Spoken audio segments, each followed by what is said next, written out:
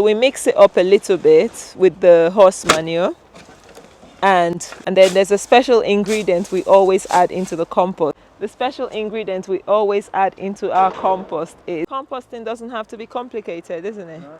Thank you, Terry. You feature in the next video. Today we are applying our homemade compost onto this bed. Now, if we couldn't make our own compost, this will be completely impossible, because covering so many beds, look at the plot, we have so many things growing everywhere. Covering this amount of plants with homemade compost will be almost impossible. But this is the only way we can do it, by making our own compost, which you can do yourself. And it's full of life, it's full of microbes. Look at mycelium. That wood is covered in mycelium, the white bit. So homemade composting is the best. And cardboard helps. Putting cardboard like we've done here helps suppress weeds, so we don't have to weed as often. So I'll give you an example of a bed that we made in the winter months.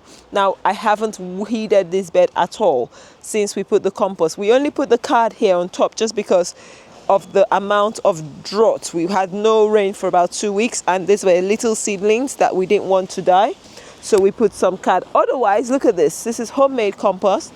And if I did that, if I went a little bit inside, you'll see how much life we still have here. If it's letting me see, can you see the worms? That's just a few inches underneath. So this is what making your own compost, and look at that. This is all in a few months. So the soil is full of life. It's really, really rich, and it's all made at home. Today, my plot neighbors said it looks like I add kryptonite to my plants because they grow so fast. Actually, this time of the year, not many people are harvesting things like calabrese. I have peppers ready. I have massive tomatoes at home, and lots and lots of brassicas. And I think the main reason I have this beautiful early harvest, obviously I start early, but then I have my secret, and it's composting. Now, composting should not be complicated. When I first started growing my food, I watched so many videos about composting, and guess what, guys? I was confused. I got more confused at the end of the day from watching this YouTube gardener share how to make compost. But I decided to use whatever I have and make whatever way I can. And I'll show you my compost today. This compost is 6 months old. It was made over winter. Obviously, it's not pristine like you get in the shops, but it's fantastic compost, and it gives my plants the best start ever. Let's show you the compost we've made. Okay, so this is compost. This is actually in ground. There are no bays. There's nothing, no special arrangement.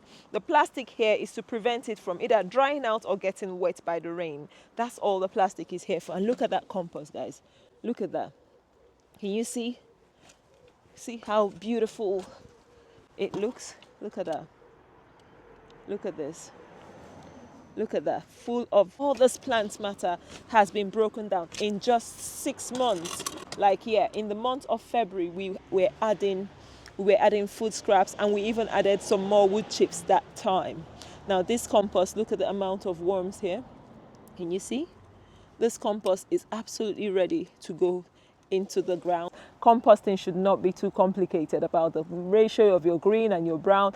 Essentially, you don't want it too wet and you don't want it too dry, because too dry the microbes will die, and too wet you have the bad microorganisms growing. So that's just the bottom line. Don't get it too wet, too dry. You need browns, you need greens. Now browns are things like cardboard, dry leaves, wood chips, and things like dry horse manure or straw. And then your greens are your food waste. So your food waste, your dead leaves but they're not dried, and your grass clippings not dried, and coffee grounds as well.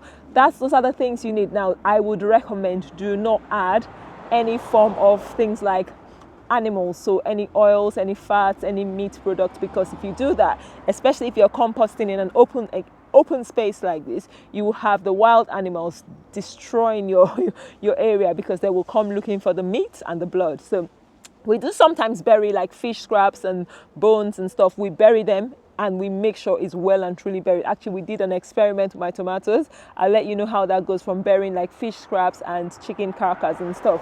But ultimately, your basic compost we have here, The basic compost we have here is all plant matter, and obviously horse manure we use as our brown. The main brown we have is horse manure. The next video will be showing you how my husband actually mixes our compost. So we have a lot of horse manure delivered to our allotment plot for free, which is really good. Some people don't have that luxury. So if you don't, you can just use the dead plants you have. If you have like a wood chipper around, they can bring you some leaves that have been chipped up. Shredded leaves are good because they've increased the surface area. Now leaves that are huge or massive trunks of branches and stems of trees will take longer to break down, but 6 months for us here, it works with things we have here, so it's not bad. And if you don't have this sort of setup and you don't have enough space and all you have is something like these sort of drums, these are sort of standalone composters, you can still compost. You just do the same thing but in here, and you turn them regularly. Turning your compost is one essential key to ensure it breaks down quicker. Now you can leave it without turning and it will break down, but it will just take longer. But if you do turn and mix it quite often, let's say every month, in 6 months you have fantastic compost. We don't even do every single month. We do probably in the winter, we do every month because we're adding stuff and then we let it rest. This is what the compost bin looks like right now. There's still steam, right? Yeah, there's steam.